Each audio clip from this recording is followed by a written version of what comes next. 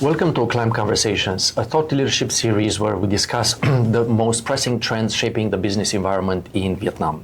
Today, we have the pleasure to discuss with Mr. Lance Lee, CEO of BW Industrial, about how investors are increasingly choosing Vietnam as a strategic location for expanding their manufacturing base. We'll be discussing case studies, we'll be looking at opportunities and as well challenges in doing business in Vietnam, and hopefully Lance's experience can give us some significant insights that we can share with future investors that want to expand their locations into the Vietnamese context. Lance, welcome to our Acclime Conversations thought leadership discussion. Yeah, thank you, Vlad, to having me, and I'm glad to share my experiments and my stories and the stories in BW with everybody here. We'll be asking some tough and difficult questions, but the reason why we do this is because we do want to provide this context for investors to really understand not just the good side of doing business in Vietnam, but as well how to tackle challenges where they exist. And as we know, there's quite a few of them, but there are always solutions that we can offer based on your insights and based on how business in Vietnam evolves through the regulatory changes and the updates that the authorities are pushing forward. Before we start, a few details about Lance for our viewers. He leads and manages BW Industrial, one of the top tier industrial developers in the country. Before joining BW, Lance was Vice President of Mergers and Acquisitions in International Business of ESR China, the largest Asia-Pacific focused logistic real estate platform. With more than 24 years of extensive knowledge in the sector, I believe Lance has now the opportunity to share some of his experience and breadth of knowledge from the practicalities of dealing with investors and helping them set up their manufacturing facilities in Vietnam. So welcome again, Lance, to the conversation.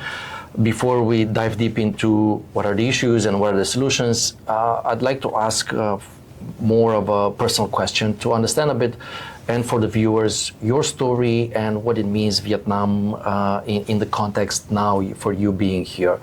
So I'll start with if you can tell us a few details about what brought you here in Vietnam, what brought you here in BW.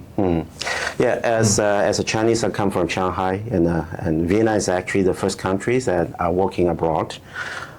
Chinese people, well, for sure that we all know Vietnam, that's a country is our neighbors. But my first time I stepped in Vietnam actually was in 2019. I was looking for some investment opportunity from my previous employer, ESR, and my current employer, BW. So actually, that's a funny thing that I didn't know. When I landed in Ho Chi Minh City, I saw there's so many red flags in the street. I said, oh, that's interesting. And then I realized that, it's a national day for Vietnam. It's kind of interesting. In 2019, I come here like 3 times. I talk about quite detailed things, understand the market.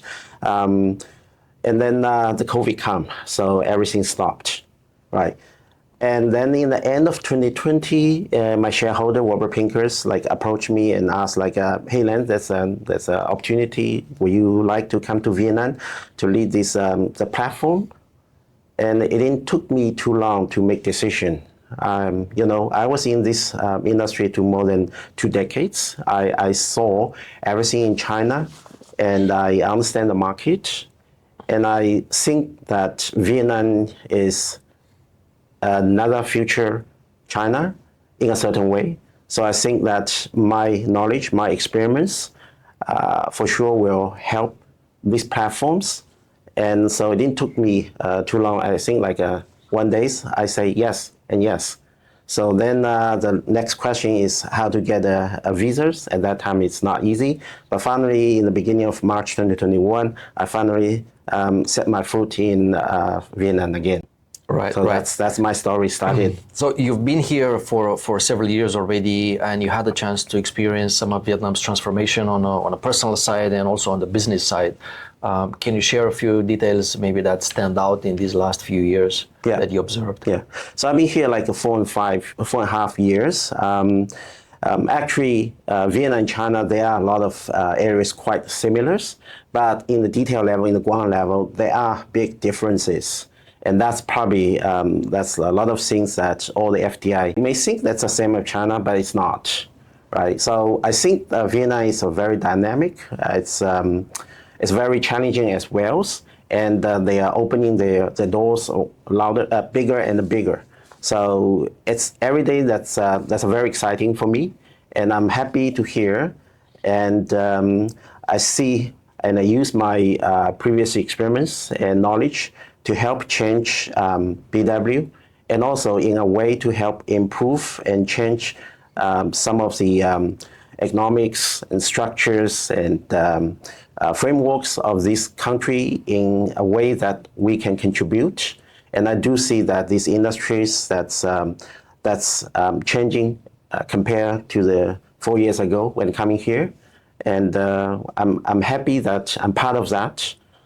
And in personal wise, I love Vietnam, and it's so exciting. And you go to the street, that's so many peoples, and you actually see like 15 years ago Shanghai. So it's all very good.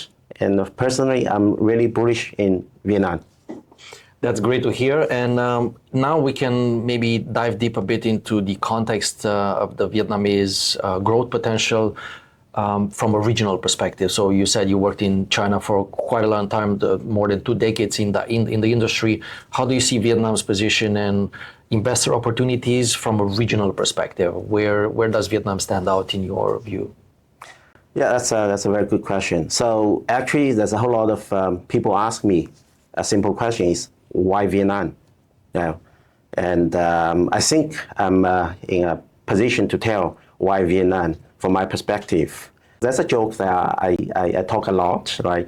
So I said the white dude makes the world safe, the black dude makes the world cool, and the Asian dude makes the world affordable, right? So if you look at the whole global, manufacturing started from Japan and Korea, and then the four dragons, that's Malay, that's Taiwan, that's Thailand, right? And then come to China. Well, China has become unique because the supply chain stay in China for quite a long period, and China have some unique reasons to keep the supply chain.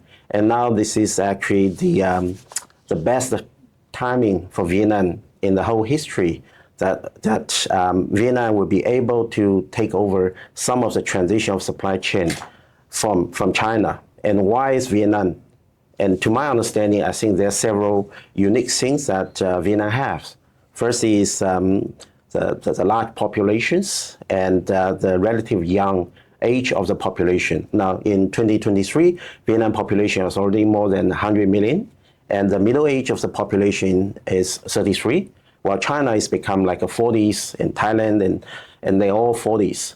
So that is a very good thing for any manufacturers. And secondly is, thousands of years under the influence of Confucius cultures. So Vietnam people, I think if you look at Asian countries, they're the most hardworking, dedicated people. Their productivities is reasonably higher. I think third part is Vietnam government is very practical. They signed 17 free trade agreements with all the major economies. Put aside US today, right? But for all the other major economies, the tariff was almost very, very low compared to all the other countries. And I think the last part is politically they are pretty similar to China, right? So they are the few countries, they have 5 years plans. And also politically they're very, very stable, and which gives them a strong support for the economies. So I think all these things will help Vietnam. They are become the manufacturing hubs in the whole world. Right. Thanks for that. And I'll add 2 more things. One of the essential, let's say, catalysts for foreign investors to join and to capture the opportunities in Vietnam is the observation that they have that the Vietnamese authorities are supporting foreign investors.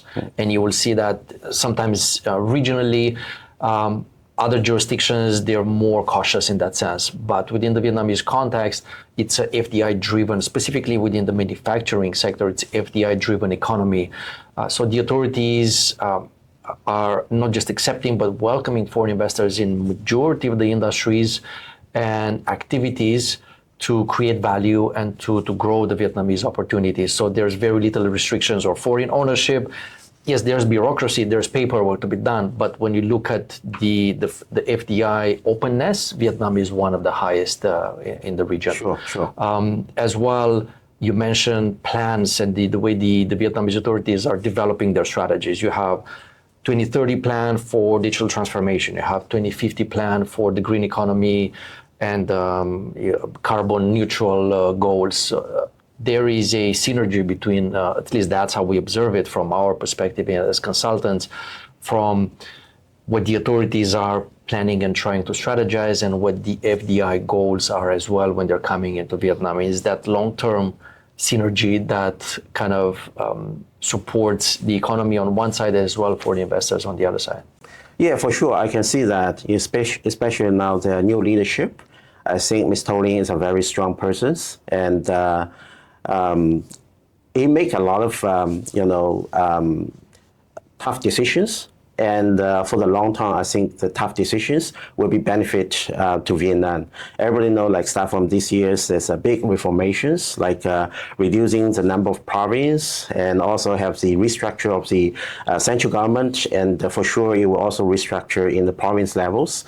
And also they reduce one layer of the administrations to make the system more efficient. I think for the long term, all these things for sure will benefit the economies, makes the approvals more streamlined, reduce the paperwork, and for sure I think Vietnam is on this way. I'll give you one example. Like recently, BW is helping, contribute together with all the other agencies and law firms and civil groups to make advice to the Ministry of Finance.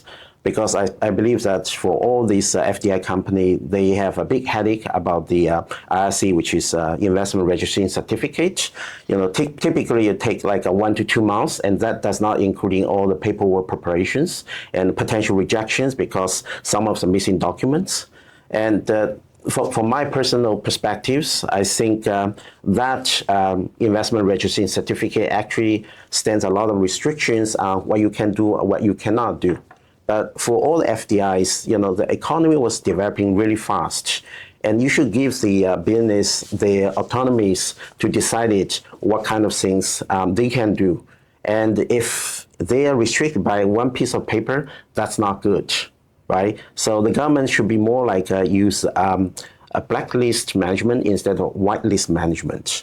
So I think it's a very, very good initiatives they're working on. We're about to do some surveys. We have like 450 FDI clients, and we'll ask them the questions, and eventually we'll put all these together, this feedback together, and we'll feedback to the Ministry of Finance. And I really appreciate that the senior management see the needs to make the change. Right, and our observation as well as part of the Eurocham community, Australian community, Singaporean business community, the engagement and the advocacy with the Vietnamese authorities is always a two-way street. So they not just listen and engage, but they take several actions based on feedback and insights. Yeah. And that happened throughout the COVID, where there would be difficult times on both sides, domestically and for FDIs, but also after that. And these are very significant actions that yourselves with the business community is taking into opening up the FDI opportunity in the Vietnamese context. You mentioned before in your previous insight about some of the challenges that the Vietnamese authorities have when they look at the global supply chain, when they look at the tariff situation, even though there's multiple FTAs in place that offer significant benefits. There's also the China and the US situation. And Vietnam historically has been very well recognized globally for its bamboo diplomacy, kind of bridging and creating value for both sides and as well for the Vietnamese economy. And now Vietnam is somewhat in the middle in this discussion. Where do you see the authorities' opportunity to bring the discussion forward and obtain a type of resolution that will make sense for investors in the country? Yeah, so that's always a tricky part for Vietnam, standing between the two big nations. U.S. is the largest exportation countries, while China is the largest importation country and also the second largest exportation countries as well. So I would say Vietnam economy is highly linked to United States and also to China, right? It actually requires a big intelligence for the senior management, for the big leaders, try to deal with these two big powers, because Vietnam, compared these two powers, is still quite small, right? How to make it happen? I think so far the Vietnam government were doing pretty good. So if you look at last year, that's Vietnam's only country. They have the visit by Joe Biden, the president of the United States, and Mr. Xi Jinping, also the president of China. And Mr. Xi Jinping also visited Vietnam again this year. So I think Vietnam, so far so good. They're doing pretty good. And as you mentioned, that the bamboo diplomacy, that's a very good approach. Right? Vietnam is not that strong, but Vietnam is very, very flexible. And you can kind of need that kind of flexibilities to deal with these two big nations and to benefit the economy and benefit to the peoples in Vietnam. And also there are some other, from my personal point of view, some suggestion for the Vietnam government. They're going to streamline the process and also follow the rule-based games like. And also, I understand there's a lot of discussions about the infrastructures and to maintain an open and transparent policies that welcome all the investment for all the other countries. I think those kind of things will help Vietnam to be more, between these two big nations. Completely agree. And now, as we speak, there's ongoing negotiations happening between the Vietnamese authority side and the U.S. side. There were tariffs around the 46%. Discussions may reduce those to 20%, 10%. We're not sure. We don't know yet. In probably 3 weeks, we'll find out as the deadline is approaching. Do you see, based on your experience, or do you believe that these uncertainties related to tariffs have a certain impact for FDIs moving into Vietnam? And what's your experience in the way they are engaging with the situation? Yeah, I got this question a lot, and frankly speaking, I'm not a fortune teller. And even today, there's still a lot of changings, right? So I don't know whether there will be agreement, but sounds like Vietnam government was doing pretty well with US. They just finished the third round negotiation. Every indication sounds very positive. I think what I can share with you is what is the feedback from our 450 clients and for all the pipeline that they intend to invest in Vietnam. Surprisingly, we didn't see any, major significant reduce on the FDI coming, on the pipelines, on the site visit. And actually, if you look at our pipeline tenants, if they made decision, they just go ahead.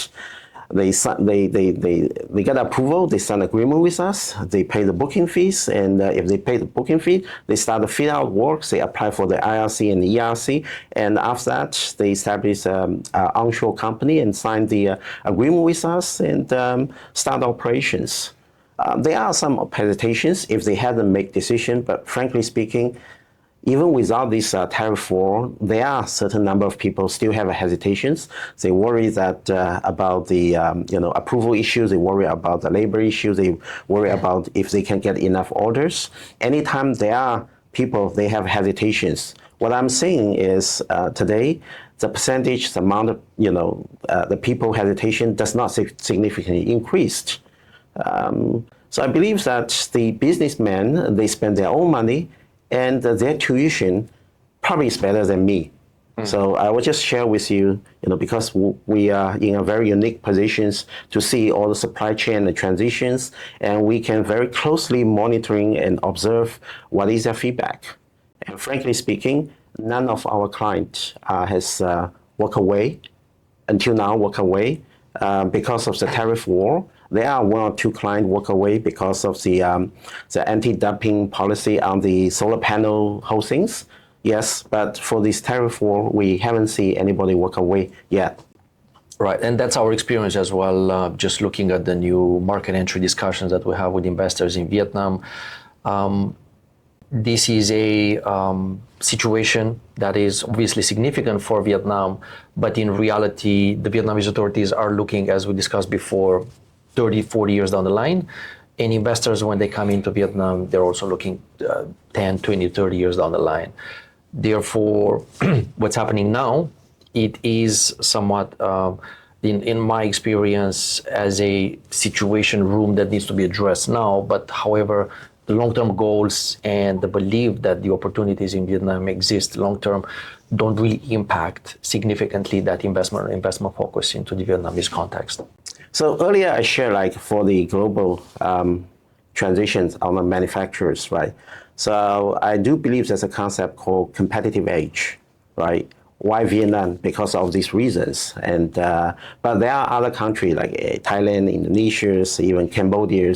You know, people always ask questions like, "Oh, what is the situation compared to Vietnam? What is the situation in Thailand, Indonesia? Indonesia have a huge populations and everything very relatively low. If you go to Cambodia, I think there's two big things that you know." From my observation, that the senior management of Vietnam government should take care. First is the land pricing was increasingly really fast from what I saw, like in average, like 7%, 8%. You know, the land pricing is the whole thing's start from, right, for any manufacturers. If the land pricing is increasing so fast, it will actually increase the cost for all the manufacturers.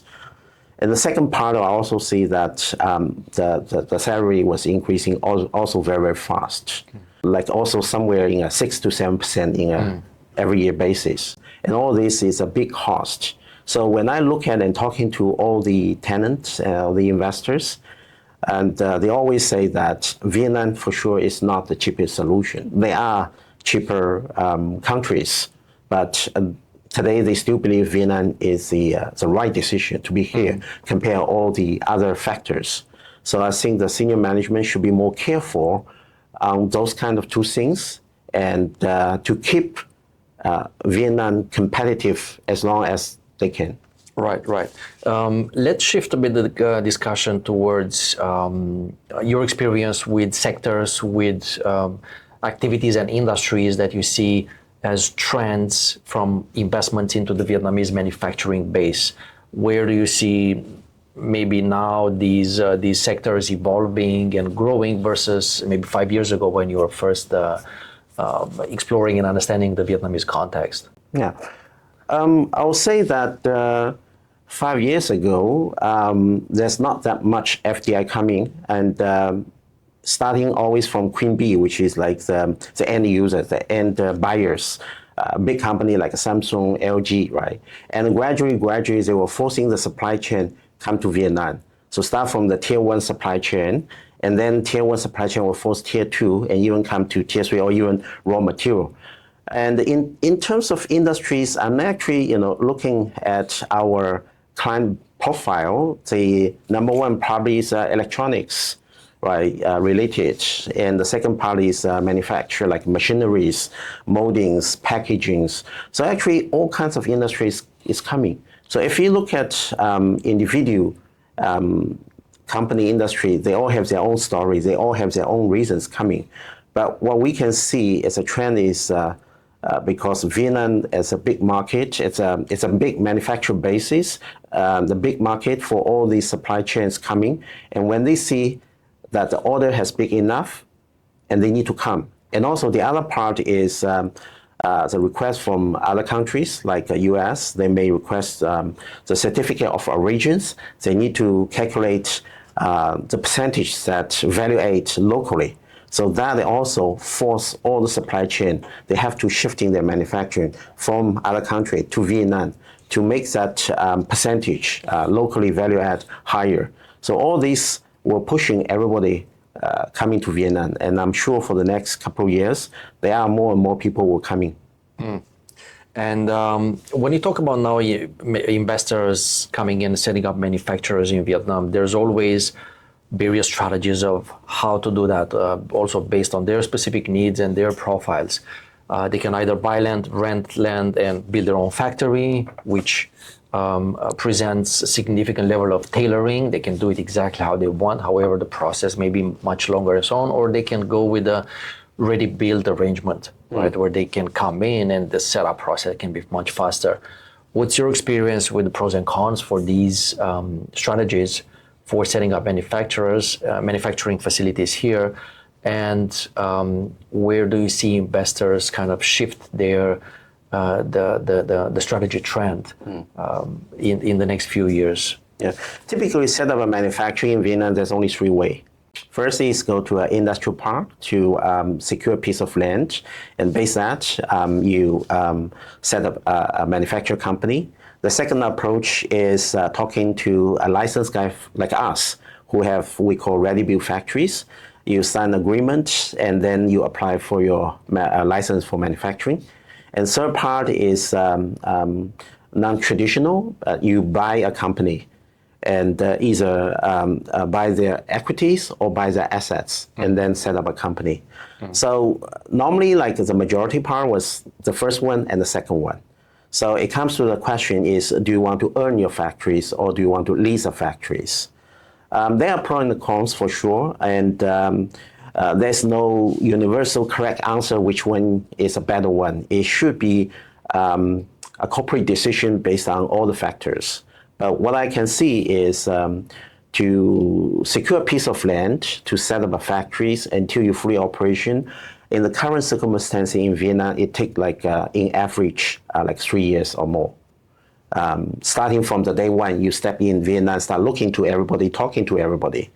But if you lease a facility, it typically takes you 6 months to 9 months. You can have a full operation, right? I would say like the Queen Bees, normally they have a longer plans. So they make a plan like 3 years ago, and they come in here, they buy a piece of land. That's like a big players like Samsung, like LG, they're doing like that. But typically, most of the time, supply chain, they're more likely to take the second approach because they got orders with the big guys, like a couple of years orders. And they need to deliver those. They have a time pressure as well. That's right. And also, big guys, they have a more sophisticated, they're ready for all kinds of, when you come to start a business in a new countries. But small guys, they probably was not that sophisticated. So my recommendation normally for supply chain industries, you lease a facility, at least give you the flexibilities for future expansion or whatever. In the meantime, you start looking at the market. When you believe you have enough business and you have enough knowledge of the local countries, everything, legal systems and regulations, and then you can make decisions whether you buy a piece of land or not. And you mentioned about all the core manufacturing facility setup, but there's another story that where investors are really focused on in the Vietnamese context, reflecting warehousing, right? The services related to warehousing and entire businesses attached to these other manufacturers that need these warehouses. Where do you see this as a trend in the Vietnamese context that these will expand and they will take more and more pieces of land in the future? Yeah, I think warehouse is for sure is a booming. If you look at the portfolio, we have like 30% of assets actually a warehouse, including a built-to-suit warehouse or a ready-built warehouse. I think there's two drives. Right, first is the e-commerce, is online business is booming. So if you look at like Shopee, they're expanding, and also TikTok, they're also expanding. So actually they need a warehouse. The second part, which is also unique, Vietnam from other countries, from my perspective, Vietnam is a global manufacturing basis, which means that exportation is one of the big sector for all the FDIs. And there are quite a lot of I would call like first mile warehouse. If their destination is United States, but the warehouse, if you keep inventory in the United States, it would be too expensive. So they would prefer to keep the warehouse in Vietnam. So if you look at it, the categories that manufacture lease a warehouse, that's quite significant compared to other countries like China. Okay. And What's your view if you're looking at the challenges and the pitfalls that the investors face when they're setting up their facilities, either manufacturing, either warehouses, and how they avoid? Maybe you can think about 2 or 3 things that stand out that usually investors are somehow challenged with in the initial stage of the setup. Well, frankly speaking, I don't have an answer for you after 4.5 years in Vietnam. But I would say, like, if you come here, you can have a better understandings. When the first 2 years come here, there's a lot of things happening. I don't understand why.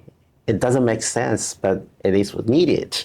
So always feel a little bit frustrated. And my staff always say, Lance, welcome to Vietnam. Right? I would say that Vietnam is getting better and better, right? For sure. It's still a process and it's a baby steps. Everywhere, every time you might find something very strange and it is not really, logical in a way but you have to deal with. And maybe for the next 1 or 2 years, it may change.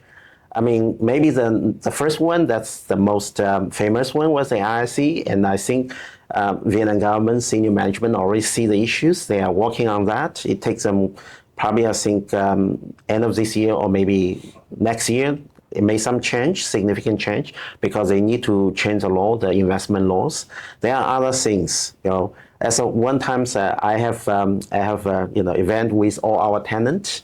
So I sort of share with everybody, and I said that it's not like I'm super smart that I can see these all kind of things.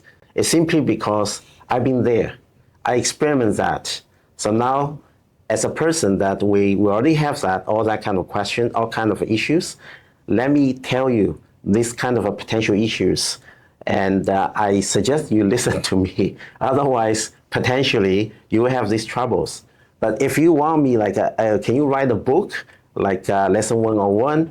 There's no such kind of a book. Because if you have such a kind of book, everybody will become experts. And, what happened to me may not happen to you. What happened to you may not happen to me. But if you've been here long enough, you potentially will see that kind of issue. You prepare everything and make sure your paperwork is like a bulletproof. There's no perfect answer for your questions.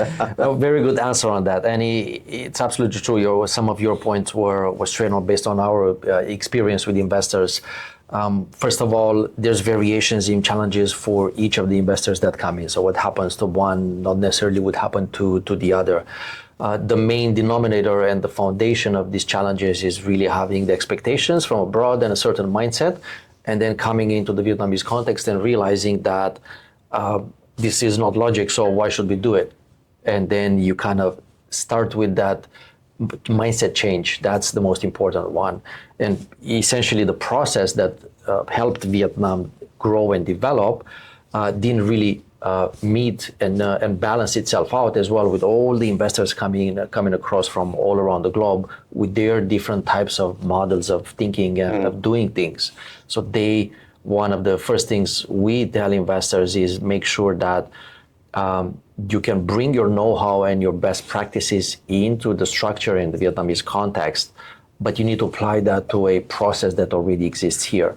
The moment when you start challenging the process by yourself without being part of an advocacy initiative or having support and backing, you're going to be very soon struggling because it will slow you down and it will make you frustrated. So the paperwork, the documentation, the processes that exist here, they have their own reasons why they're there, and Vietnam is changing and adjusting those, but not necessarily to the expectations that investors may have. Yeah, that's a very good point you mentioned about the mindset. Actually, that's one thing if I emphasize for the last 4 years, it's about mindset. To me, there's an easy way to change that. It is how you change your KPI. Actually, if the Vietnam government can change a KPI, how do you promote officer? You should base on their tax contributions, you base on the GDPs, then a lot of things can be solved. So at the moment, the government don't care because it's not their KPI. So this is for a number of cases, a number of occasions. I mentioned that Vietnam government should considering to change the KPI to be GDP and tax contributions, related, and that's the way that you can help the local business to develop their business in Vietnam. I hope the senior government can listen to my suggestions. Right. Maybe they will. You never know. And speaking of KPIs that somewhat reflect some unique value propositions from a location, from a regional perspective, you obviously have the northern manufacturing zone, Hanoi in the region, you have the southern, and there's a middle Da Nang and expanded zone as well for opportunities. What's your view on the characteristics that drive FDI in these, let's say, northern versus southern zone? Vietnam, there's two major, key economic zones that's in the north and in the south. I would say like the north was heavily invested by all these semiconductor related, the Apple supply chains and also the electronics. You have a very, very good supply chain basis there. In the south, it's more like a traditional industries like garment making, shoe makings, furnitures, and electronic appliance. But some other industries, they choose both north and south. That's if you look at each individual client, they have their own stories. Maybe they have a friend here, or they have buyers here, they have suppliers here, or they simply want to, just randomly pick. We do see a lot of Chinese companies, they pick the north because of the geographical proximities. But actually from sea transportation in the south also quite convenient. In the middle of Vietnam, yes, because the labor issues, as a lot of labor-intensive industry, they may go to middle of Vietnam because there's reasonable low-cost labors and large amount of labors there. Some of the provinces like Haiphong, they have a serious issues about available labors. Right. Lance, we're getting close to the let's say the final part of our discussion, and I wanted to ask you just two more questions to wrap up a bit our viewpoint and your insights for foreign investors. And one of them would be reflecting to Vietnam's position, where you see Vietnam sitting now from a regional and FDI perspective under the current challenges that exist globally with the supply chain, with the tariffs, and as well with the general movements across the globe. And where do you see Vietnam? How do you see Vietnam winning and investors in Vietnam in that context? Well, I think U.S. gonna have the more tariff. That's one thing for sure. The thing that we're not sure is to what levels. I think somewhere in the world still need some people to manufacture things, and I think regardless of the international situations, whatever, my suggestion to Vietnam government is do your own job, right? So streamline the approving process and invest on the infrastructures, right?